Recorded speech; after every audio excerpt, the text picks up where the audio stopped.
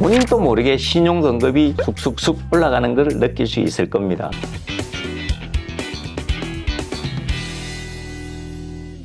안녕하세요. 필사부 대표 송원배입니다. 내 집 마련할 때 가장 먼저 고민하는 부분이 자금일 텐데요. 대출에 막연한 거부감을 갖는 분들도 있고, 대출, 즉 레버리지를 잘 활용해서 내 집 마련, 꼬마 빌딩주가 되는 사례도 있습니다. 여러분이라면 어떤 선택을 하시겠습니까? 자금 확보의 방법으로 대출을 활용하기 위해서는 먼저 잘 알아야 되겠죠. 대출 받기 전 알고 있어야 할 몇 가지 사항을 알려드리겠습니다. 대출 전문가 이상국 본부장님 오셨습니다. 네, 요즘 본부장님 좀 어떠세요? 대구에는 올해와 내년이 최고 입주 피크를 거쳐가고 있기 때문에 수요가 제일 많은 시기입니다. 요즘 대출 상담사들이 눈코 뜰 새 없이 바쁩니다. 전심도 그러고 뛰어다니고 있습니다. 오, 정말 바쁘시는군요. 자, 오늘 대출에 대해 궁금한 사항 몇 가지를 알아보도록 하겠습니다. 먼저 첫 번째 질문, 고정금리를 선택해야 될까요? 변동금리를 선택해야 될까요? 요즘 추세가 고정금리 반, 변동금리 반 이렇게 이용을 하십니다. 주로 많은 신청을 하시는 대출 상품이 혼합금리라 해서 5년 동안 고정금리고 5년 이후에는 변동금리로 바뀌는 상품입니다. 저는 내년부터는 금리가 더 떨어지지 않을까 생각에 지금은 오히려 변동금리로 가야 되지 않나 싶기도 한데, 그래도 최근 금리 상승 부담을 많이 느끼신 분들은 고정금리로 일단 이용하자 하는 고객님들이 많은 추세입니다. 변동금리보다는 고정금리가 좀 더 비싸죠. 초기 금리는 변동금리보다 고정금리가 높다고 인식을 하는데, 금융정책당국에서 최근에 고정금리를 일정 이상 판매하라는 그런 지침이 많이 내려오고 있어 고정금리를 변동금리보다 낮게 판매하는 추세도 많습니다. 아, 그래요? 그렇습니다. 고정금리가 변동금리보다 낮다면 고정금리를 선택해야 되는 거네요. 그렇습니다. 네, 두 번째 질문입니다.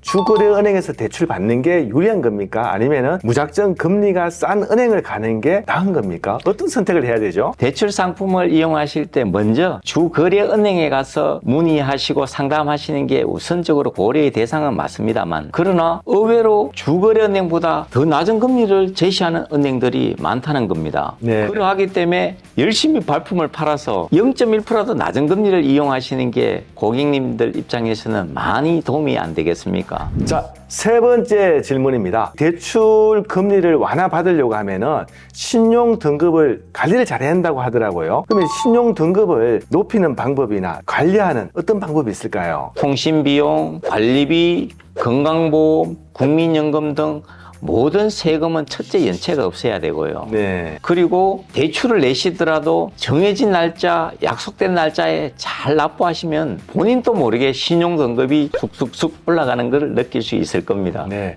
신용 등급이 낮다고 하더라도 대출은 가능하겠죠? 은행에서 최저로 신용 점수를 가져가야 되는 부분이 있습니다. 어느 정도의 신용 점수는 꼭 확보하셔야 되니 신용 관리를 하실 것을 부탁드리겠습니다. 네 번째 질문 이어가도록 하겠습니다. 우리가 30년 고정금리로 대출을 받았는데 중간에 금리 변동이 생겼어요. 이 대출 갈아탈 수 있나요? 처음 고정금리를 받고 끝까지 고정금리로 가야 된다고 부담을 느끼시는데, 모든 대출 상품은 3년이 넘으면 중도상환 수수료가 전혀 없으니 낮은 금리, 좋은 상품이 있다면 언제든지 갈아타실 것을 추천드립니다. 다섯 번째 질문인데요. 제가 대출을 이용하고 있는데 이 대출금을 빨리 갚아야 될지 아니면 정해진 기간 동안 따박따박 갚아 나가야 될지 어떤 게 더 유리한 걸까요? 어떤 분들은 약정된 금액, 월 불입금만 납입하시고 은행에 대출금을 상환해서는 안 된다고 오해하시는 분들도 있습니다만, 중간에 상환하시면 상환 즉시 이자의 부담은 바로 줄어들고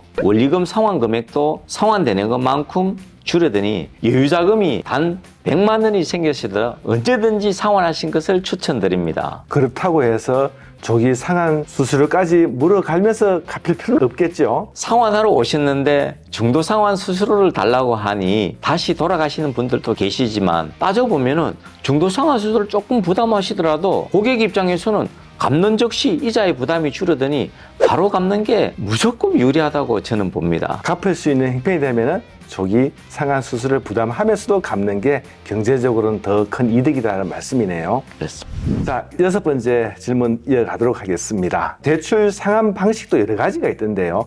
원리금 균등 상환 방식도 있고 원금 체증식도 있고 어떤 게 더 유리할까요? 고객님들 입장에선 상환 방식에 따라 대출금, 월 불이익 금액이 차이가 많습니다. 원리금 상환 금액이 제일 높은 방식이 원금 균등 방식이고요. 그 다음에 원리금, 그 다음에 체증식 상환 방식입니다. 그래서 내 수입을 가지고 매월 상환하셔야 될 금액을 고려해서 상환 방식을 선택하시는 게 정말 중요합니다.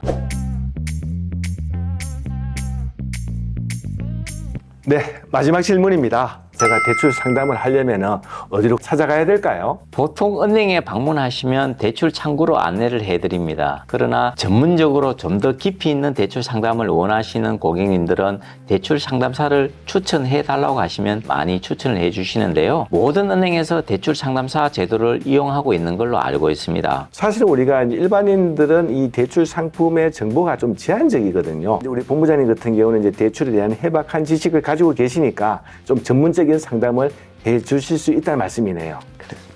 네, 오늘 말씀 고맙습니다. 요즘 같은 고금리 시대에 아무래도 대출을 활용하기 힘들겠지만 미리 공부해 두시고 추후 금리 변동에 따라 대출을 잘 활용해서 내 집도 마련하고 꼬마 빌딩주도 되고 부자 되시면 좋겠습니다. 지금까지 빌사부 대표 송은배였습니다. 감사합니다.